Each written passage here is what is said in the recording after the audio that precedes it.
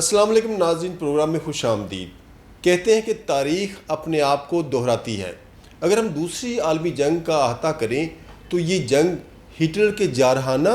اور نازی نظریات کی وجہ سے شروع ہوئی تھی۔ اس میں 6 ملین سے زیادہ یہودی حملہ ہے، اور اس کے جو اس نے وہاں پر کیا اسماعیل ہانیہ کے ساتھ، اس طرح اس کے صدر اور دیگر لوگوں کو جو قتل کرنے کے حوالے سے جو اسرائیل کردار ادا کر رہا ہے، اس کا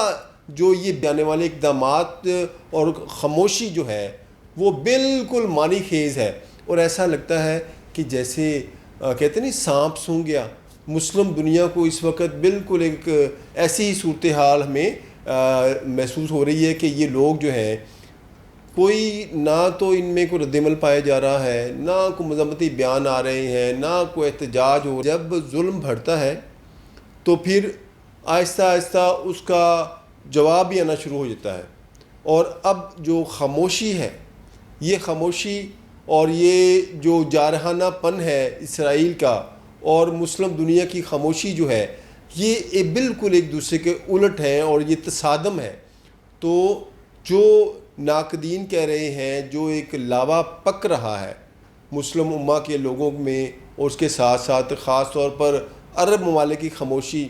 پاکستان کا کردار، اس کے ساتھ ساتھ دوسرے مسلم ممالک کا کردار، مہذب دنیا کا جو پول تھا کھل کے سامنے آ گیا ہے۔ کہاں ہے انٹرنیشنل کورٹ؟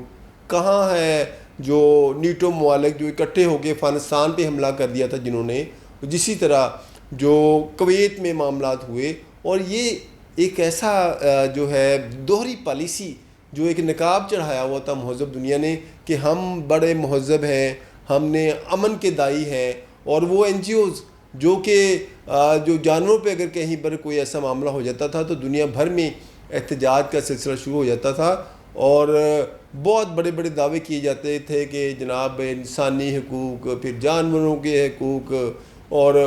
خواتین کے حقوق، بچوں کے حقوق۔ یہاں پر تو فلسطین میں تو یہ تمام حقوقوں کو پامال کیا جا رہا ہے۔ مہذب دنیا کی خاموشی اور خاص طور پر مسلم دنیا کی خاموشی جو ہے وہ بڑی معنی خیز ہے، اور ہمیں یوں لگتا ہے کہ جو کچھ ماضی میں ہوا تھا، یہ نیتن یاہو اور ہٹلر دو بڑے کریکٹرز ہیں۔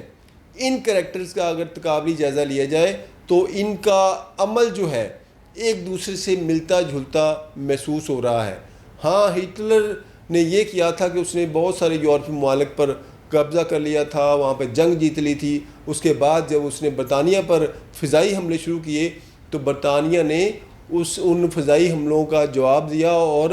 جو ہے اس کو بڑا ٹف ٹائم دیا، جسے اس جنگ کو برطانوی جنگ بھی کہا جاتا ہے۔ اور اس جو جنگ کے نتیجے میں برطانیہ نے جو فضائی جنگ میں برتری حاصل کر لی تھی۔ اسی طرح جب اس نے سوویت یونین پر ہٹلر نے حملہ کیا تو وہاں سے سوویت یونین کے جو فوج نے بڑی سخت مذمت کی، اور اس مزاحمت کے نتیجہ یہ ہوا کہ وہاں کا چونکہ موسم بڑا شدید تھا، شدت تھی، سردی تھی، اور نازی افواج کو اس کا مقابلہ کرنے میں بہت مشکل پیش ہوئی، اور آخر کار جو سوویت یونین کے افواج نے نازیوں کو شکست دی تھی، اور بعد میں یہ پیش قدمی ہوتے ہوتے ہٹلر کی جو ہے موت پہ یہ سارا معاملہ ختم ہوا، اور اس کے بعد نازی فوج نے غیر مشروط ہتھیار بھی ڈالے۔ وہ اس وقت کوئی نہیں کہہ سکتا تھا کہ ہٹلر کبھی شکست کھائے گا۔ اسی طرح ہے جس طرح اب اسرائیل کے متعلق کہا جا رہا ہے کہ یہ شکست نہیں کھائے گا، یا اس کے پاس امریکہ کی سپورٹ حاصل ہے، ان کی فوجی طاقت بڑی زیادہ ہے، ٹیکنالوجی بڑی ہے، لیکن ایک جو گوریلا وار ہے، جو اس کا آغاز ہونے کی جو شنید آ رہی ہے، جس کی خبریں آ رہی ہیں، یہ گوریلا وار جب شروع ہوگی تو اس کے آگے ساری ٹیکنالوجیز فیل ہو جاتی ہیں۔ جب مسلمانوں نے اور اس کے ساتھ ساتھ خاص طور پر فلسطینی مسلمانوں نے اور عرب کے لوگوں نے اور پاکستان کے لوگوں نے یہ گوریلا وار جب شروع کریں گے تو اس کا حل جو ہے کسی ٹیکنالوجی کے پاس نہیں ہوتا، اور یوں محسوس ہوتا ہے کہ ماضی کی طرح جس طرح ہٹلر جو اس کا خاتمہ جو ہے اس کی موت پر، خودکشی پر ہوا تھا، نیتن یاہو کا بھی خاتمہ اس کی خودکشی پر ہوگا، اور اس کے جو اس کو بیک کرنے والے لوگ ہیں، جو اس کو سپورٹ کرنے والے لوگ ہیں، ان کا انجام بھی اس سے ملتا جلتا ہوگا۔ اگر آپ کو ہماری ویڈیو پسند آئی ہو تو اس کو لائک کیجئے، شیئر کیجئے اور ہمارے چینل کو سبسکرائب کیجئے۔ اللہ حافظ۔